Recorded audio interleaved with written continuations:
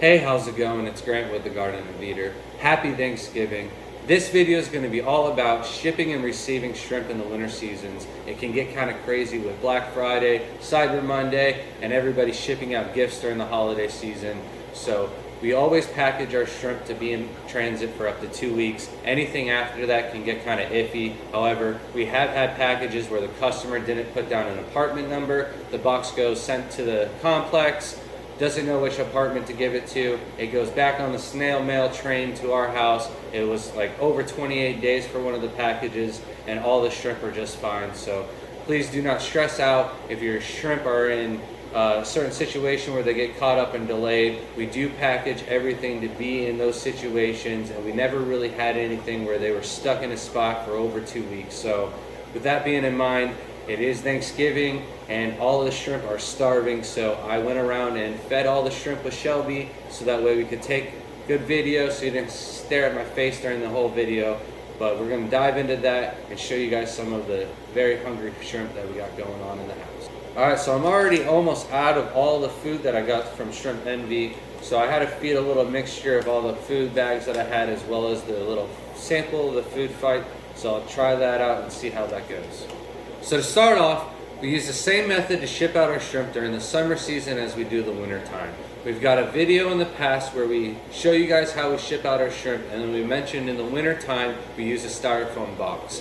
However, we no longer use the styrofoam during the winter time. I watched a video where the post office uses a sorting machine, has several boxes going through. One of the boxes goes in at an angle, and instead of nicely pushing the box through, the box gets ripped open. Now, in all of our time shipping, we've only had 3 boxes ever get ripped open like that, and all 3 of those boxes were lined with styrofoam. And what I have come up with is the burrito method, where we wrap up the newspaper and completely fill the box with the 1 burrito or 2 or 3 bags, however many the customer orders, and we completely fill the box, leaving the corners empty, and then we take crumpled up newspaper, usually the ads, and throw those into the corners, and we make kind of crumple zones. We've had several boxes where the corners and stuff like that were damaged and pushed in. However, we haven't had any bags break or pop because they went through the sorting machine. A lot of times people think that it was the mailman or someone along the line that, destroyed the box. They just didn't care about their job. However, the mailmen are very hardworking people. They really care about their job and they don't want to get in trouble. So they do whatever they can, and chances are it was a mechanical issue if the box was damaged at all. So for that reason, we no longer use styrofoam boxes. We do the big shrimp newspaper burritos in the size of the box with the little crumple zones, and we find that to be the safest way to ship out all year round. Alright, so we're located in Florida, where it can be a few degrees warmer than our northern neighbors.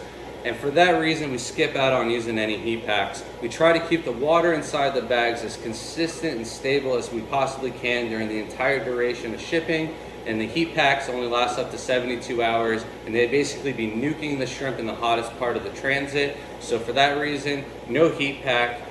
So now the method that we came up with, we tested 3 different boxes, one using our newspaper method, another using the styrofoam lined box with the blown in insulation, the shredded stuff, the recycled one, and then the other one with a styrofoam lined box with the pink fiberglass looking insulation, and then just a little bit of newspaper wrapped around each bag as well.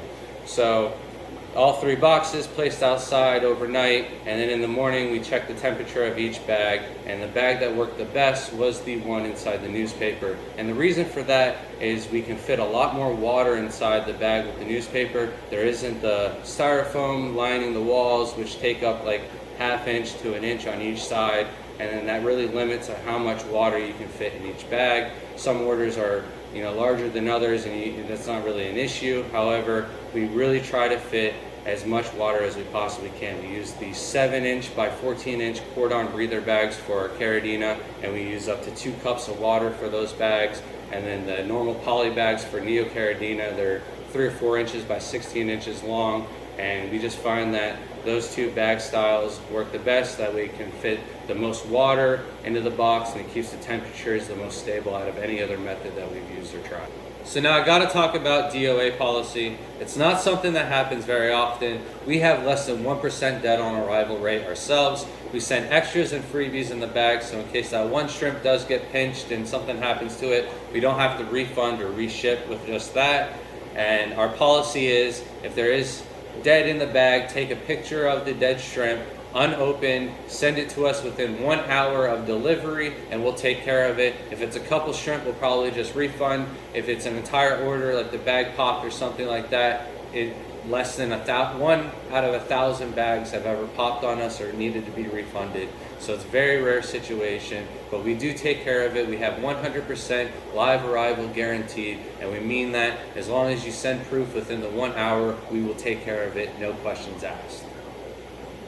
So we go with a 1 hour policy simply because the shrimp cannot take a drastic temperature change. They are very hardy, however, going from a normal temperature to super hot or super cold very fast can stress them out, cause them to go lethargic and die off. And then one dead shrimp in the bag can cause ammonia levels to rise, and it's just kind of a domino effect that can cause them many deaths in a very short amount of time. So please, we stress it, arrange for the shrimp to be delivered when you're at home, or if you cannot be home, have them sent to a P.O. box that's in a temperature controlled environment, or have them held for pickup at your local post office. But please be sure that your local post office offers this service. It seems that every post office has their own rules and regulations, and we've come across a few post offices out in rural areas where they simply did not offer this at all. They took our box, sent it back to us, and just when we contacted them, they said that it's not something that the post office offers, where however it's in their policy, and there's just simply nothing we can do about those cases. So please check with your local post office beforehand that they do offer this service. And the next thing I want to touch up on is getting to know your mailman or mail lady. I'm not saying get to know their entire background story, all their family members and everything like that. I'm simply saying just introduce yourself to them. Let them know that you deal with critters, live animals and stuff like that, and they will take the extra effort to make sure that your box isn't exposed to the elements and stuff like that. I've gone through 5 mailmen in the period of time that we've been selling chameleons and shrimp, and each and every one of them was just as interested in the last to help out, and they all get excited about it, even ask me after shipments how those shrimp are doing and stuff like that. They even know to feel around on the box a little bit. You can kind of tell when there's water inside a box, so they know when I have one of those packages, when they put it up at the door, they'll knock on the door super loud, so that way I hear them, I can go take care of that box right away. Also, a little Christmas tip goes a long way with your postal workers. Alright, so now you got your bag of shrimp. The first thing you need to do is get them acclimated right away. We strongly recommend doing a drip acclimation. We've got a video on that already. It's a little old, but we'll put a link on that in the description as well. And then inside the bag itself, we include a little bit of mesh for the shrimp to hang on to. It's a cut up loofah. And the reason why we use that instead of plants is because the plants will actually absorb oxygen in the dark. And then the only other thing we include is a little bit of organic R.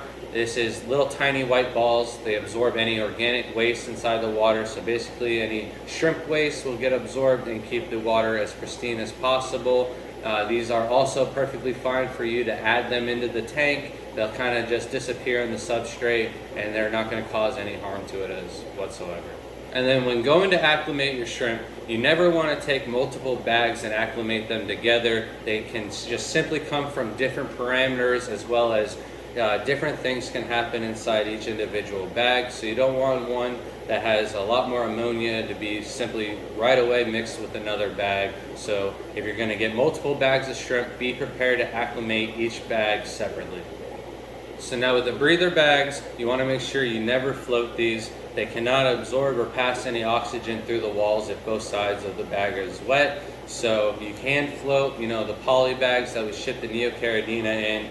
If you're just planning on plopping and dropping them in, we strongly recommend doing the drip acclimation. However, some people just have their own ways of doing things. Survival of the fittest. But if you're going to do the acclimation, do it right away. Do not wait for the temperatures from the bag to match the temperatures inside. Doing the drip with a slow drip is slowly going to bring up those temperatures as well. Also, it is going to increase the oxygen levels at the same time. If you take a bag that has low oxygen and it's in a cold environment, and then you take it and you heat it up, it's just going to lose more oxygen faster. So with the shrimp being in transit as long as they are, you want to get oxygen going into their water as fast as possible. Any surface agitation at all is going to add oxygen into the water. You could use a little air stone, but all we do is simply a little drip, and that's enough agitation on top of the water to add oxygen in. The shrimp don't need a lot of oxygen. They just simply need the oxygen that they've used during the trip to be replenished as they're acclimating. So now you're done with acclimation, you've got the shrimp in the tank.